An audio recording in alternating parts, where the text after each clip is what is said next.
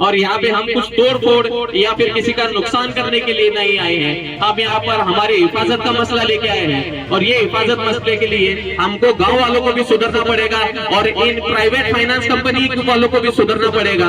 आज के बाद मर्दों को ख्याल रखना पड़ेगा कि कोई गैर आदमी हमारे घर के अंदर ना घुसे।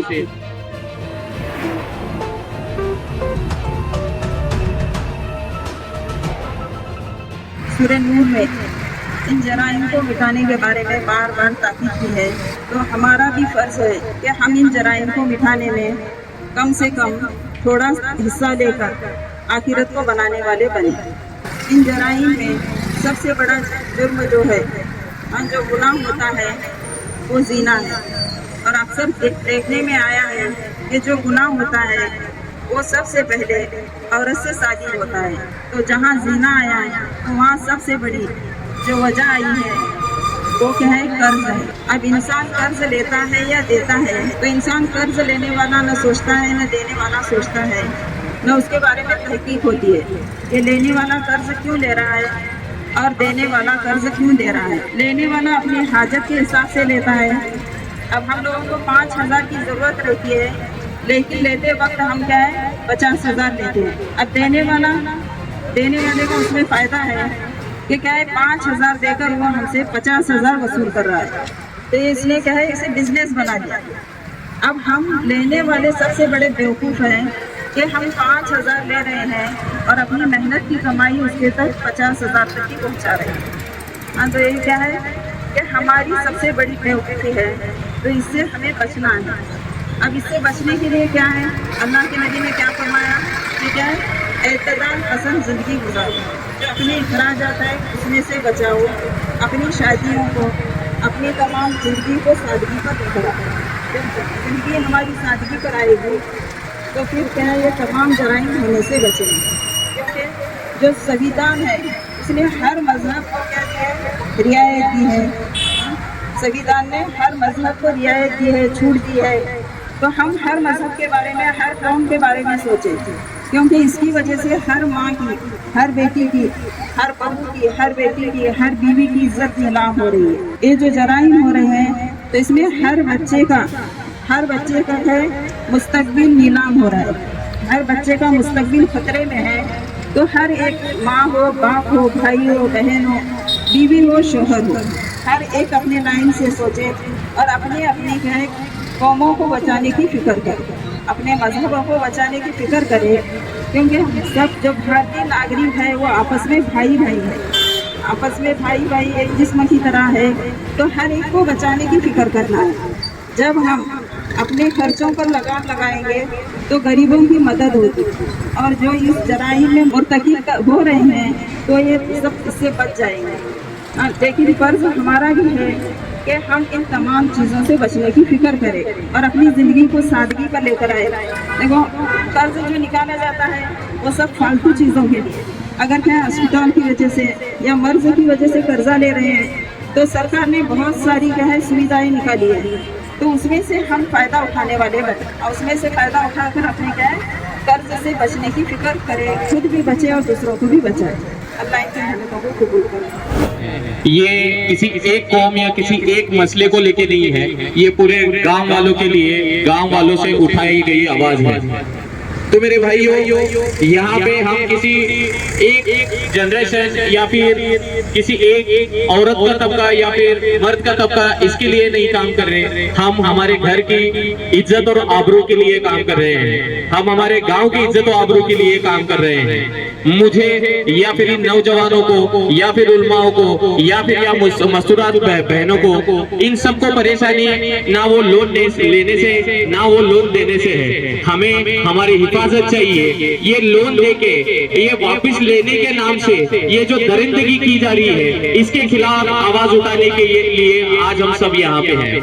हम लोग कुछ दिन पहले एक मासूम हमारे ऑफिस में आया, मैं खुद ह्यूमन राइट्स के लिए काम करता हूँ, तो कोई ऐसे आके मदद पूछे तो हम डायरेक्टली नहीं कर सकते, हम लोग लीगली प्रोसेस उसके लिए रखे हैं। तो बेचारे बंदे ने एक फॉर्म लाके दिया, फॉर्म लाके देने के बाद उसका रिसीप्ट कॉपी देने के लिए जब मैं दूसरे दिन गया तो वो शख्स ने सुसाइड ट्राई किया था, वो मरने के हालत में था, उसे खुद अपने कंधे पे मैं डाल के हॉस्पिटल लेके गया, तो वो जिंदा रहेगा या मरेगा इसकी भी गारंटी नहीं थी। तो उसके पास जाके जब उसका मसला चेक किया तो ये मालूम पड़ा कि ये जो प्राइवेट फाइनेंस कंपनीज है, अब ये हमें पता नहीं कि आरबीआई का एक रूल होता है, आरबीआई के रूल के तहत जो भी रेगुलेशंस के हिसाब से अगर लोन देना है लेना है, ये सारी चीजें ऑफिशियल तरीके से होनी चाहिए, ये हमारी पहली डिमांड है। और अगर हमारी दूसरी डिमांड है, ये लोग जो लोन देते हैं, देते वक्त भी लेडीज के नाम पे देते हैं और वसूली करने के लिए जेंट्स को भेज देते हैं। अब जो कमाने वाला है, हमारा गांव खेती और मजदूरी के काम करने वाला गांव है, यहाँ पे सुबह कमाता है, शाम को आके अपने रोटी के कुछ पैसे लाके वो अपना गुजारा करता है। तो ये जो प्राइवेट फाइनेंस कंपनीज है, इनको लोन देते हैं और जब ये काम पर गए होते या फिर घर पे नहीं होते तब आके अगर वो बात करते हैं, तो हमारा एक डिमांड है कि जब कोई औरत बोले कि हमारे घर में आदमी मौजूद नहीं है, तो वो बाकायदा उन पे प्रेशर ना डाले, वो जो भी उनका एक्शन है उनको अपना जो ड्यूटी है वो करे, मगर किसी औरत को प्रेशर ना करे। ये जो लोन है आप दे रहे हो औरतों के नाम पे, ये एक तो आदमी के नाम पे देना शुरू करो, वसूली भी आदमी के तरफ से लेना शुरू करो, या फिर ये जो आप इंसान आदमी लोग जो औरतों के पास भेज रहे हो, इनके ऊपर डायरेक्टर बॉडी से लेके नीचे कामगार बॉडी तक सारी औरतों को काम पे रखो। और दूसरी बात ये है कि ये जब लोन देते हैं तो लोन पहले देते हैं 35-40 हजार 20 हजार का, वो अभी आधा फिटा भी नहीं होता तब तक और दूसरा लोन देते हैं, बाकी पैसे फिर से कट कर लेते हैं। तो पहले 50 हजार के कर्जे में डुबाते हैं और देखते देखते वो 5-10 लाख के कर्जे में इंसान डूब जाता है। अगर पिछले एक साल में देखें तो हमारे सामने ये बातें कम नहीं कि 3 से 4 लोग इस कर्जा फेडने के लिए पैसे नहीं है इसलिए आत्महत्या कर चुके हैं।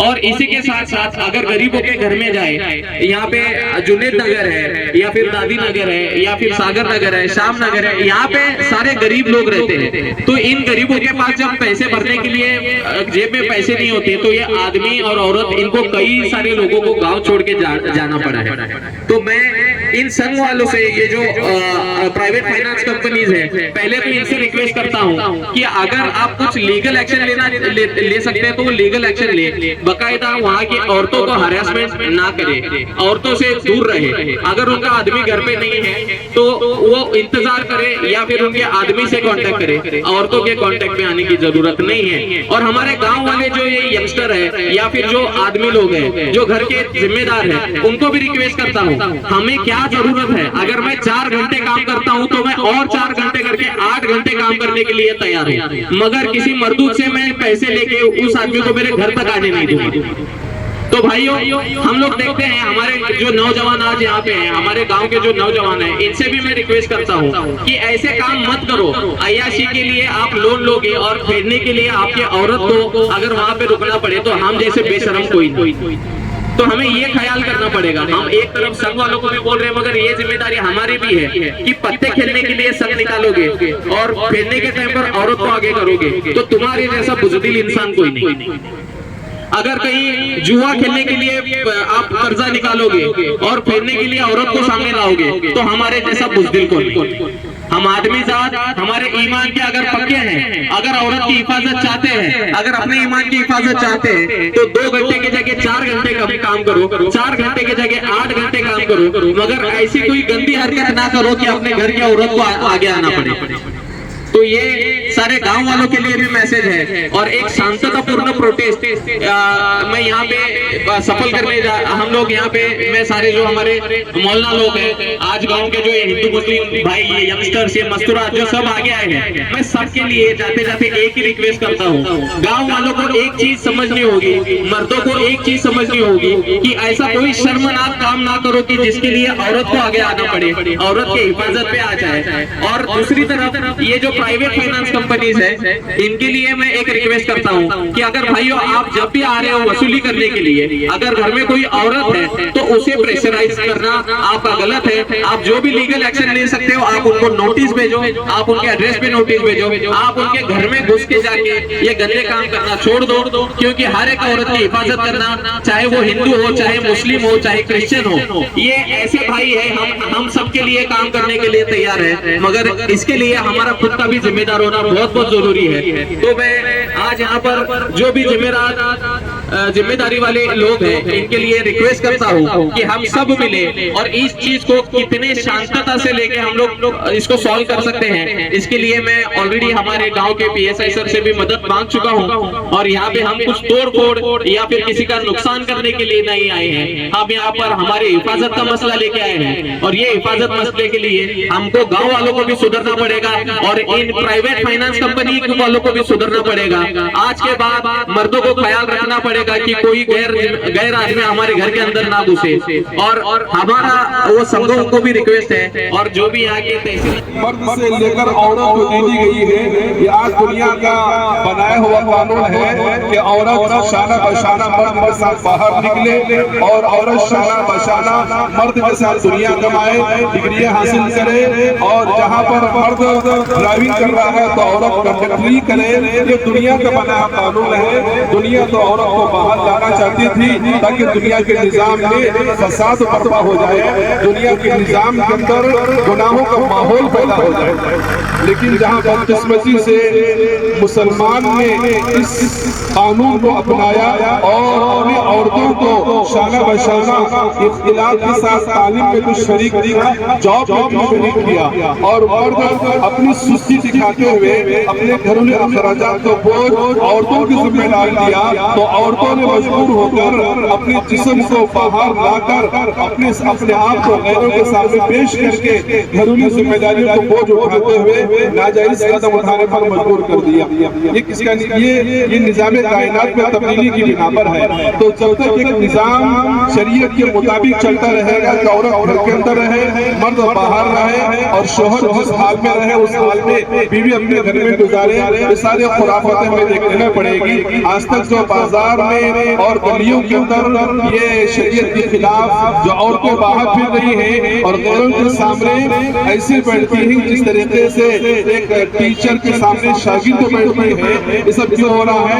इन निजाम में बदलने की बिना पर जरूरत से लेकर लोग ख्वाहिशात को मुबतला होने की बिना पर। तो आज हमारी इन्हीं एक बदनज़मी में से बदनज़मी जो शुरू हुई है वो हमारे संघ की है कि संघ जो शुरू किया गया है औरतों को बेघर करने के लिए, औरतों को घर से बाहर लाने के लिए, औरतों को बेपर्दगी के लिए और इज्जत और इफ़्फ़त को ये निजाम शुरू किया गया है। तो लिहाजा आज का हमारा यहाँ पर प्रोटेस्ट इसीलिए है कि औरत को औरत के मकाम पे रखा जाए, ऐसी घिनौनी हरकतों के जरिए से औरत को उसके घर से बाहर न निकाला जाए, और ये बेगैरत मर्दों को ये तवज्जो दिलाई जाए कि तुम मर्द हो, मर्द के मकाम पर हो, औरत को औरत के मकाम पर रखो। ये नहीं कि औरत को जो है मर्द का मकाम देकर घर से बाहर निकालो और खुद जो है मर्द कंगन पहनकर अपने घर के अंदर जो है बैठा रहे। ये कंगन पहन के बैठना तो मर्द औरत की जिम्मेदारी है, ये मर्द की जिम्मेदारी नहीं है।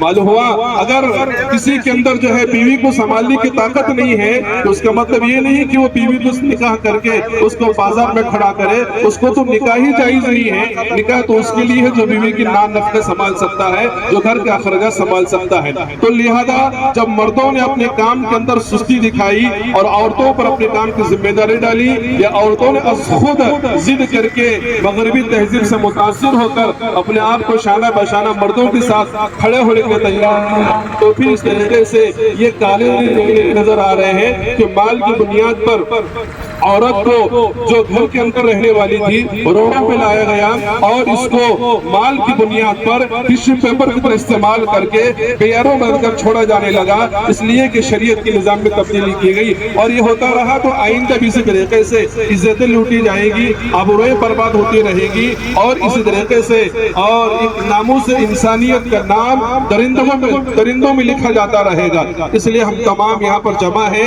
ऐसे मुआशरे हमारे मुआशरे से ऐसे बुराई को खत्म किया जाए और औरतों को इफ़्फ़त और पाकदामनी के साथ घर में रहने की तरगीब दी जाए। और इसी तरीके से जो जिन्होंने भी इस जो है नापाक रकम को लिया है, जो एक नापाक जो मंसूबे के साथ औरतों में तकसीम की गई है, ये इसको जल्दी से खत्म करने के लिए या यह है कि इसकी उसूली के लिए कोई एक बेहतरीन मुतबादिल तलाश किया जाए कि मर्द के बजाय औरत आकर ले ले और जितनी लिए है उतनी अदायगी के बाद आइंदा के लिए हमारी इस कुर्सी से इस मनहूस जो है स्कीम को खत्म कर दिया जाए। और फिर हमारे जिम्मेदारों से गुजारिश करता हूँ इसको खत्म करने के लिए इसका बेहतरीन एक बदल हमें तलाश करना चाहिए। बदल तलाश करके देंगे तो औरतें अपने घर में रहकर इफ़्फ़त और पाकदामनी के साथ जिंदगी बसर करती हैं। तो हमारे गांव के जितने भी लीडरान हैं जो वोट लेकर अपनी कुर्सी संभालते हैं, उनकी जिम्मेदारी यह है कि सिर्फ ये वोट लेकर गाड़ी में घूमने के लिए नहीं है, बल्कि वोट लेकर अपनी उम्मत की फिक्र करने के लिए है। हमारे खलीफतुल मुस्लिमीन उमर फारूक, अबू बकर सिद्दीक और खुलफाए राशिदीन यही मिलती है, वो जिम्मेदार होने के बाद घरों में जाकर उनकी जरूरतों को उम्मत के बैतुल माल से पूरा करते थे, न कि औरतों को जो है गैरों के हवाले करते थे। तो लिहाजा तमाम की जिम्मेदारी है कि हम इस जो है नाकाम स्कीमों को बंद करें और हमारी हुकूमत तो हमारे से भी हम गुजारिश करते हैं ऐसी चीजों में हमारे कौम और मिल्लत के साथ दें और फिर अपनी वफादारी का जो इजहार फरमाए। अल्लाह हम तमाम